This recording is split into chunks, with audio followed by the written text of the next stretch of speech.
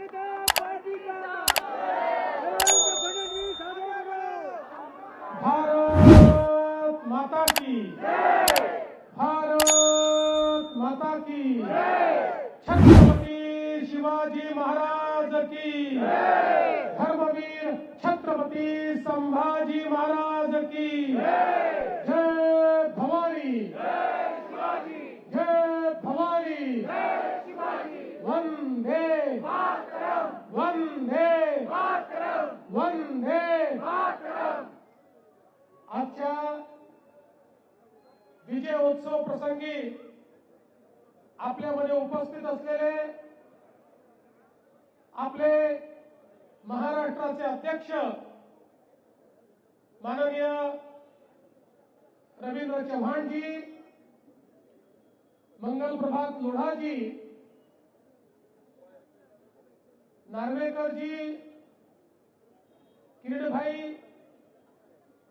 या ठिकाणी उपस्थित योगेशजी, आपले सर्व आमदार, सोमादेवी, या ठिकाणी उपस्थित सर्व पदाधिकारी आणि उपस्थित सर्व भगिनी आणि बंधूंनो, आजचा दिवस आपल्या सर्वांकरता एक अतिशय ऐतिहासिक दिवस आहे।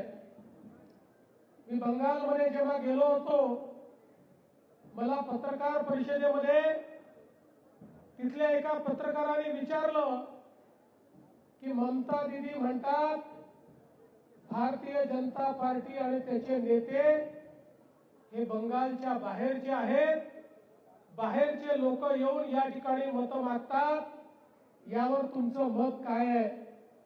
मी त्यांना सांगितलं, आमच्या भारतीय जनता पार्टीची निर्मिती ज्यांनी केली ते श्यामा प्रसाद मुखर्जी हेच बंगालचे होते। त्यामुळे खरा बंगालचा पक्ष जर कुठला असेल तर तो भारतीय जनता पक्ष आहे। आणि आज बंगालच्या जनतेने दीदींना दाखवून दिलं बंगालचा खरा पक्ष कुठला आहे। आणि बंगालच्या लोकांनी ज्या प्रकारे प्रधानमंत्री नरेंद्र मोदीजींवर विश्वास ठेवून केवळ परिवर्तन नाही, बंगालमध्ये महापरिवर्तन करून दाखवलं। परिवर्तन नाही, महापरिवर्तन। आणि ते इतकं की आता 2/3 मेजॉरिटी बंगालमध्ये भारतीय जनता पक्षाला मिळते आहे।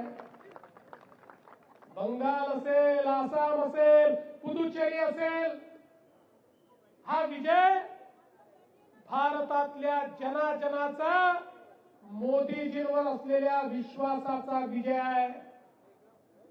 आजही देशामध्ये जनतेला एकच गोष्ट माहिती आहे आणि ती गोष्ट म्हणजे मोदी है तो मुमकिन है, मोदी है मोदी है। आणि म्हणून बंगालला कुशासनातनं बाहेर काढण्याचं काम 30 वर्ष काँग्रेस, 36 वर्ष कम्युनिस्ट आणि या दोघांपेक्षाही खतरनाक 15 वर्ष ममता दीदीचं शासन, जो बंगाल देशाची आर्थिक राजधानी होता, जो कोलकाता देशाची आर्थिक आणि कमर्शियल कॅपिटल होता, त्या बंगालची अवस्था या सगळ्या लोकांनी मिळून अशा पद्धतीनं केली की आज बंगालमध्ये देशात येणारा जो एफडीआय आहे अर्धा टक्का देखील येत नाही। जो बंगाल देशातलं पहिलं औद्योगिक राज्य होतं, त्या बंगालमधनं 7,000 मोठ्या इंडस्ट्रीज बंगाल सोडून चालल्या गेल्या। त्या बंगालची अवस्था ही जंगल राजची अवस्था त्या ठिकाणी झाली।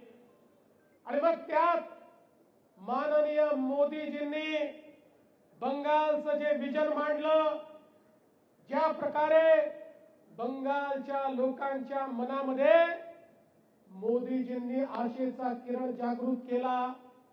एकीकडे दीदीचं कुशासन होतं आणि दुसरीकडे मोदीजींच्या माध्यमातून बंगालमध्ये हजारो कोटी रुपयांची कामं चालली होती।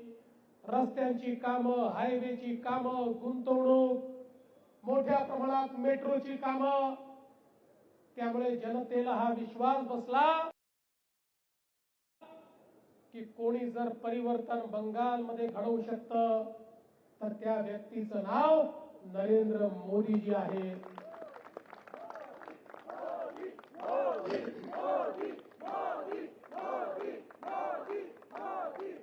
मोदीजींवरचा विश्वास आज जनतेनं मतपेटीमध्ये दाखवलेला आहे आणि त्यासोबत आपले मास्टर स्ट्रॅटेजिस्ट ज्यांना आधुनिक राजकारणामध्ये चाणक्य म्हणून ओळखलं जातं ते अमित भाई शहा यांनी ज्या प्रकारे ही योजना तयार केली आणि अर्थातच आपलं शुभ नेतृत्व ज्यांनी पक्षाची सूत्र हातात घेतल्यानंतर पहिल्याच निवडणुकीमध्ये आपल्याला प्रचंड मोठा विजय मिळाला ते आपले अध्यक्ष नितीन नबीनजी।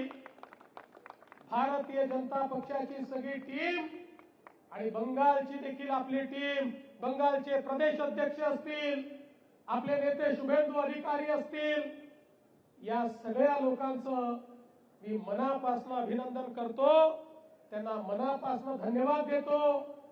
कारण बंगालचा विजय हा केवळ एका राज्याचा विजय नाहीये। बंगालचा विजय हा भारतामध्ये होणारी घुसपैठ, भारतामध्ये होणाऱ्या आतंकवादी कारवाया, भारतावर होणारा हल्ला, या सगळ्या गोष्टीपासून भारताला वाचवणारा हा विजय आहे। ज्या प्रकारे ममता दीदींच्या नेतृत्वातलं सरकार बांगलादेशमधनं घुसपैठी बंगालमध्ये आणायचं आणि त्या ठिकाणून कागदपत्र बनवून संपूर्ण भारतामध्ये ते जायचे आणि संपूर्ण भारतामध्ये आमचा रोजगार तर ते खायचेच, पण त्याच वेळी भारताच्या एकतेला, अखंडतेला, सार्वभौमतेला, सुरक्षेला धोका निर्माण करायचे। एक प्रकारे बंगाल आओ जाओ घर तुम्हारा और पकाओ खाओ बिर्याणी तो मुर्गा हमारा अशा प्रकारचं सरकार हे त्या ठिकाणी ममता बॅनर्जीने दिलं होतं। आज हा विजय भारतातल्या प्रत्येक राष्ट्रवादी शक्तीचा विजय आहे। या भारताला सुरक्षित ठेवण्याकरता त्या बंगालमधल्या कार्यकर्त्यांनी आपल्या जीवाचं बलिदान दिलं। मागच्या निवडणुकीनंतर आमच्या अनेक कार्यकर्त्यांना जाळून टाकलं, मारून टाकलं, भुसकून टाकलं, हात तोडले, पाय तोडले, डोळे फोडले, माना कापून टाकल्या। आजचा विजय त्या सगळ्या कार्यकर्त्यांना समर्पित आहे। ममता दीदी, तुम्ही किती अत्याचार केलात तरी भाजपच्या कार्यकर्त्याला तुम्ही थांबवू शकत नाही, हे दाखवणारा हा विजय आहे। आणि म्हणून आजचा विजय हा देशाच्या दृष्टीने देखील महत्वाचा आहे। जसा आसामचा विजय हा तर अपेक्षित होताच, पण आसामचा विजय याकरताच महत्वाचा आहे की जेव्हापासनं आसाम मध्ये भाजपचं सरकार आलं, आसाम मधलं इन्फिल्ट्रेशन पूर्णपणे थांबलं, आसाम मधली आतंकवादी गतिविधी थांबली। आता आसाम देशाचं ग्रोथ इंजिन म्हणून काम करताय। तसंच पुढच्या काळात बंगाल देखील भारताच्या वाटचालीतला एक मोठा पार्टनर म्हणून या ठिकाणी काम करताना दिसेल। आसामचे मुख्यमंत्री हेमंत बिस्व शर्मा यांनाही मी मनापासून शुभेच्छा देतो, त्यांचंही अभिनंदन करतो। अभूतपूर्व विजय, अभूतपूर्व। याचं कारण गेले 2 विजय 60 जागा आपल्याला मिळाल्या होत्या। 2-4 लोक इकडून तिकडून घ्यायची गरज पडली होती, पण आता कोणाची गरज नाही, म्हणजे आपले मित्र आहेत ते ठरतीलच सोबत। पण एकट्या भाजपला 2/3 मेजॉरिटीमध्ये आसाममध्ये देखील जनतेने पोचवलं आहे. हा मोदीजींचा करिश्मा आज आपल्याला या ठिकाणी पाहायला मिळालेला आहे. आणि म्हणून बंधु भगिनींनो, आज का ये जो यहाँ पर हम महोत्सव मना रहे, ये महोत्सव केवल जीत का महोत्सव नहीं है, ये महोत्सव केवल भारतीय जनता पार्टी के जीतने का महोत्सव नहीं है, ये महोत्सव भारत की जीत का महोत्सव है. केवल बीजेपी नहीं जीता, भारत जीता है, भारत का जन जन जीता है, भारत का एक एक आदमी जो राष्ट्रवाद के साथ इस भारत में खड़ा है, ऐसा एक एक आदमी आज विजयी हुआ है. इसलिए इस विजय के लिए मैं हमारे प्रधानमंत्री जी को केवल बधाई नहीं देना चाहता, मैं प्रधानमंत्री जी आपको धन्यवाद देना चाहता हूं. जहां एक और बीजेपी के एक एक कार्यकर्ता को लगता था कि हमारे आद्य पुरुष श्यामा प्रसाद मुखर्जी के बंगाल में हमको सीटें क्यों नहीं मिलती, पिछले चुनाव में हम 77 पर पहुंच गए और इस बार 2/3 मेजॉरिटी पर मोदी जी के नेतृत्व में पहुंचे. मैं मोदी जी को धन्यवाद इसलिए भी दूंगा कि भारत की सुरक्षा के लिए 200 भारत माता की, भारत माता की, ये तो बहुत बड़ा खेला हो गए.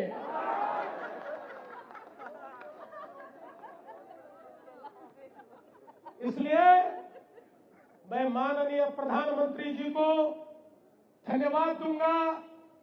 प्रधानमंत्री जी ने जिस प्रकार से मेहनत की है और जिस प्रकार से प्रधानमंत्री जी को बंगाल में रिस्पांस मिल रहा था, हम सब ने देखा. उसी समय हम समझ रहे थे, एक इस प्रकार से हुजूम हमको देखने को मिलता था, एक उत्साह देखने को मिलता था, मानो गांव के गांव खाली होकर प्रधानमंत्री जी को देखने के लिए आते थे और उनके चेहरे पर एक ही बात दिखती थी कि हम तो अब समाप्त हो गए, हमारी आने वाली पीढ़ियां अगर कोई संवार सकता है तो वो मोदी जी संवार सकते हैं. ये समझकर लोग मैदान में आए और हमारे अमित भाई ने तो टीएमसी के गुंडों को ऐसे बंद कर दिया, टीएमसी के गुंडों में हिम्मत ही नहीं रही कि आकर वो कोई हंगामा खड़ा कर पाए. देश के इतिहास में ये पहला चुनाव है बंगाल में जहां पर किसी की मौत नहीं हुई, जहां पर कोई घायल नहीं हुआ. अगर देश के फोर्सेस चाहे तो किस प्रकार से काम कर सकते हैं. मैं तो चुनाव आयोग को धन्यवाद देना चाहता हूं कि आपने वो करके दिखाया है कि देश का लोकतंत्र आज ऊंचा हुआ है और हम पूरी ईमानदारी के साथ भारत रत्न डॉक्टर बाबा साहब आंबेडकर जी को धन्यवाद देते हैं कि आपने जो लोकतंत्र हमको दिया उसका विजय हमने पहली बार बंगाल के अंदर इस चुनाव में आज देखा है.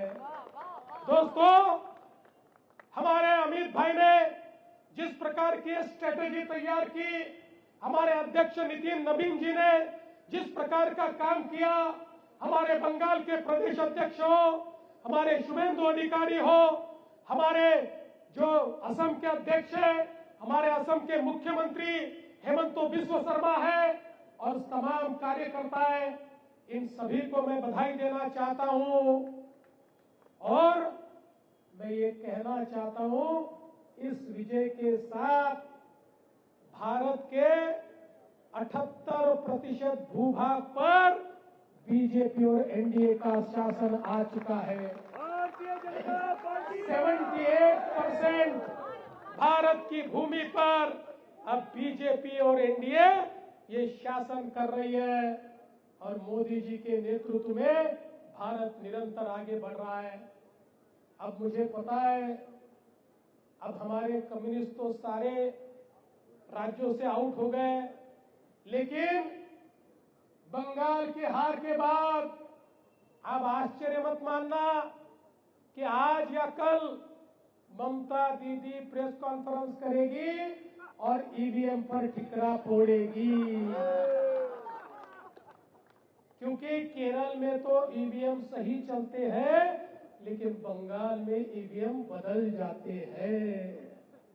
लेकिन आप एक बात यकीन मानिए, ये करारा जवाब उन सभी को है जिन्होंने देश के इंस्टीट्यूशंस को अपमानित किया, जिन्होंने देश के जो इंस्टीट्यूशन हमारे संविधान ने तैयार किए, जो इंस्टीट्यूशन भारत रत्न डॉक्टर बाबा साहेब अम्बेडकर जी ने हमको दिए, उनको अपमानित करने का काम जिन जिन लोगों ने किया उनको एक करारा जवाब है। जो कहते हैं इलेक्शन कमीशन गलत है, जो कहते हैं सुप्रीम कोर्ट गलत है, जो कहते हैं रिजर्व बैंक गलत है, जो कहते हैं सीएजी गलत है, जो कहते हैं देश की संसद गलत है, ऐसे सभी को करारा जवाब आज बंगाल की जनता ने देकर दिखा दिया कि हमारे संविधान ने जो संस्थाएं तैयार की है उन संस्थाओं की ताकत क्या है ये अब दुनिया ने देखा है।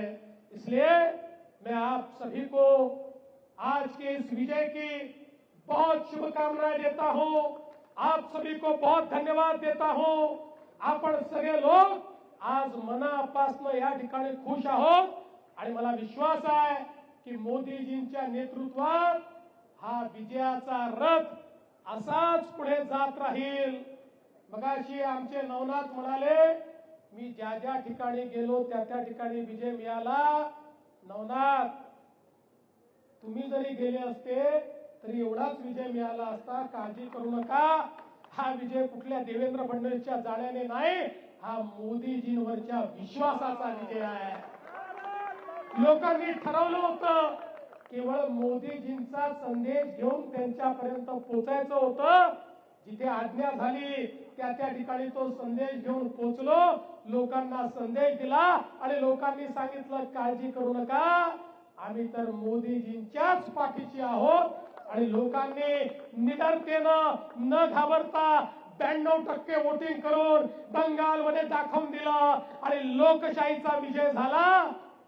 आता उद्या सकाळी 9 वाजता पुन्हा लोकशाही पराजित झाली असं जरी आपल्याला ऐकायला मिळालं तरी देखील गांजा कुठे मिळतो हे मला सांगा। मी गृहमंत्री आहे, त्याच्यावर कारवाई केल्याशिवाय राहणार नाही।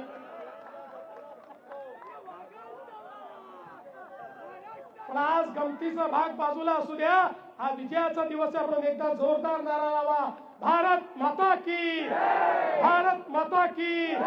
मोदी जी आगे बढ़ो, नरेंद्र मोदी आगे बढ़ो, देश तुम्हारे साथ है। मोदी जी आगे बढ़ो, मोदी जी आगे बढ़ो। छत्रपति शिवाजी महाराज की धन्यवाद। जय हिंद, जय महाराष्ट्र। गर्जा हिंदुस्तान चॅनलला सबस्क्राईब करा आणि ताज्या घडामोडी जाणून घेण्यासाठी बेल आयकॉनवर प्रेस करा।